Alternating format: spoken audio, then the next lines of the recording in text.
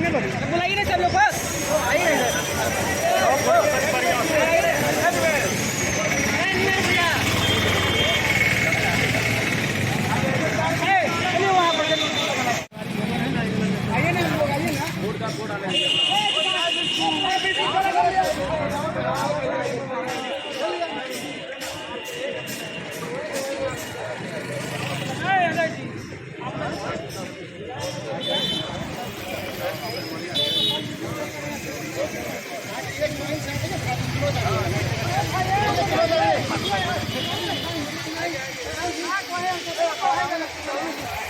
विभाग में स्वीकृत है, जिसमें से 316 लेखा सहायक जो है संविदा पे बहाल है, वो पहले से कार्यरत है।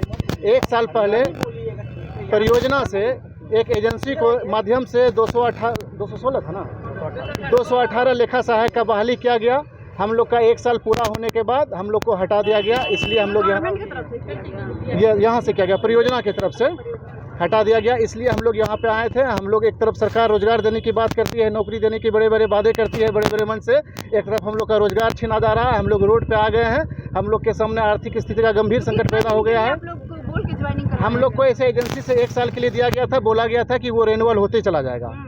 इस वजह से हम लोग को एक साल से काम लेकर के अभी भी 218 पद उसका रिक्त है, उसके लिए कोई डिसीजन जो है ये लोग अभी तक नहीं लिए हैं। तो आप लोग क्या चाहते हैं? हम लोग चाहते हैं कि हम लोग से काम लिया जाए, चाहे हमको दैनिक मजदूरी पे ही क्यों नहीं रखा जाए, जो सरकार परियोजना द्वारा जो राशि भुगतान किया जाएगा हम लोग डेली वेजेज के आधार पे भी काम करने के लिए तैयार हैं। और हम लोग को साल भर का अनुभव है, प्राथमिकता के तौर पे हम लोग से काम किया जाए तब तक जब तक कि ये स्वीकृत पद विभाग का रिक्त रहता है, जब तक ये अस्थायी बहाली नहीं निकालती है या और किसी स्रोत से बहाली नहीं निकालती है, तब तक हमको अनुभव के आधार पे प्राथमिकता देते हुए दैनिक मजदूरी के आधार पे भी हम लोग से काम लिया जाए। हम लोग काम करने के लिए भी न्यूनतम से न्यूनतम वेतन पे भी तैयार हैं। मतलब मजदूर बन के भी आप काम करने जी, हम लोग 5,000 रुपया महीना पे भी काम करने के लिए तैयार हैं, क्योंकि हम लोग के सामने युवा के सामने दूसरा और कोई विकल्प नहीं है।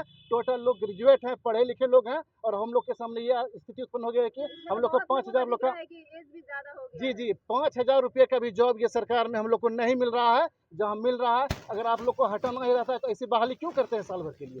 हम लोग साल भर इंगेज होकर दूसरा काम नहीं कर पाए। हम लोग इसमें कहीं ना कहीं आप लोगों को बरगलाने का काम किसको मानते हैं? बेगूसराय से हम बोल रहे हैं, लेखा सहायक समूह से। देखिए, कोई भी चीज़ का एक प्रोसेस होता है। हम लोग को 4 दिन पहले नोटिस दिया गया, नोटिस के बाद डायरेक्ट हटा दिया गया। कोई भी चीज़ में हटाने से पहले 1 महीना पहले नोटिस दिया जाता है। 4 से 5 दिन पहले नोटिस दिया, और उसके बाद टोटल मतलब सभी को 218 सीट को वैकेंट कर दिया गया, खाली कर दिया। ऐसी बात नहीं है जो हम लोग वहाँ पर वैकेंट के जगह पूरा हल्ला हो गया कि आप लोगों का जॉब हो गया, पूरा रिलेशन से लेके पूरे गांव जवार हर एक जगह हर जगह से आदमी इंगेज हो गया, इसमें काम करना शुरू हुआ। सबसे बड़ी बात ये है कि अपने बिहार में 534 ब्लॉक है, उसमें 316 पहले से लेखा सहायक कार्यरत थे।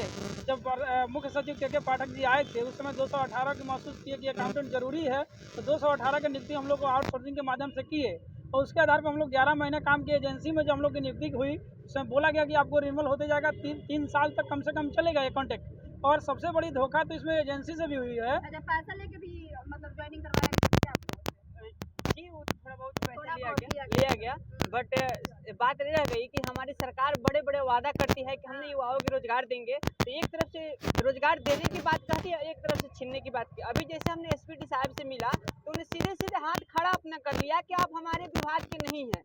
तो हमने किस विभाग में काम किया? शिक्षा विभाग में न काम किया था।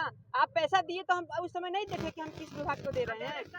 आप मेरा आदमी है ही नहीं, आपको हम पहचानते ही नहीं है कि मतलब निकल गया तो पहचानने हाँ, से इनकार करते हैं। जी बिल्कुल वही बात है। अब हम लोग जब रिक्वेस्ट कर रहे हैं बार बार आने, तो आप हमारे आदमी नहीं है, तो हम किसके आदमी कहाँ काम कर रहे थे? इधर देख सकते हैं कि वेस्ट चंपारण, अच्छा वेस्ट चंपारण से आइए, क्या करने आई है यहाँ पे? एसपीडी सर से मिलने। अच्छा, मिलने आई है, क्या समस्या है आप लोगों के साथ? मिले बिना हम लोग जाएंगे नहीं, और अभी तो हम लोग बड़ा आधे संख्या में हैं। नहीं बोल रहे हैं क्या? उनको मैसेज गया है, अभी टाइम हम लोग को नहीं दिया गया है मिलने का, और वही निराकरण हम लोग का करेंगे। वो सर्वोच्च हैं, बड़े पद पे बैठे हुए हैं, और नहीं तो कल हम लोग जो है 218 में 218 आकर के यहाँ पे आगे का आंदोलन का रणनीति तैयार करेंगे। जी जरूर, हम लोग रोड पे ऐसे ही आ गए हैं। शिक्षा रोड पे हम लोग ऐसे ही आ गए। मिला फेस टू फेस, उनके जब आवाज सुन गए, शिक्षा मंत्री से हमने मिला, अपनी बातों को रखा, सिर्फ आश्वासन दिए जा रहे हैं, इससे कोई कार्रवाई नहीं हो रहा है। माननीय मुख्यमंत्री जी से आग्रह करेंगे, मांग करेंगे कि हम लोग की समस्या अपने स्तर से सुना जाए और निराकरण किया जाए। चूँकि शिक्षा विभाग में सुबह 6 बजे से लेकर रात में 8 बजे तक अभी के दौर में हम लोग खटते थे, और 87 से 25 रुपये के मानदेय पर इतना कम वेतन पर कौन काम करेगा? मजदूर भी काम नहीं करेगा।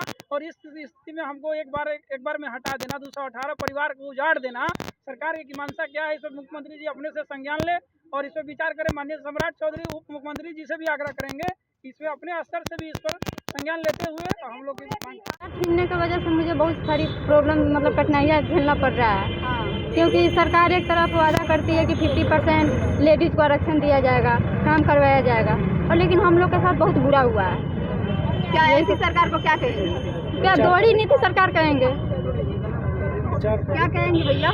मेरा नाम नंदी कुमार पूर्वी चंपारण से आया। मेरा कहने का मतलब है कि नीतीश कुमार कहते हैं कि इस वादे को मैंने हर काम को कहते हैं कि नौकरी करिए, ये करिए, माने बहुत वादे देते हैं और इस वादे को नहीं निभाते हैं। नीतीश कुमार बोलते हैं कि नहीं निभाते हैं। उनको लोग कहते हैं कि विकास पुरुष कैसे हैं, और मैंने बोले और हम लोग को मैंने रोड पर अभी की स्थिति में अभी हम रोड पर आ गए। अगर वो विकास पुरुष है तो हमारे बारे में सोचें।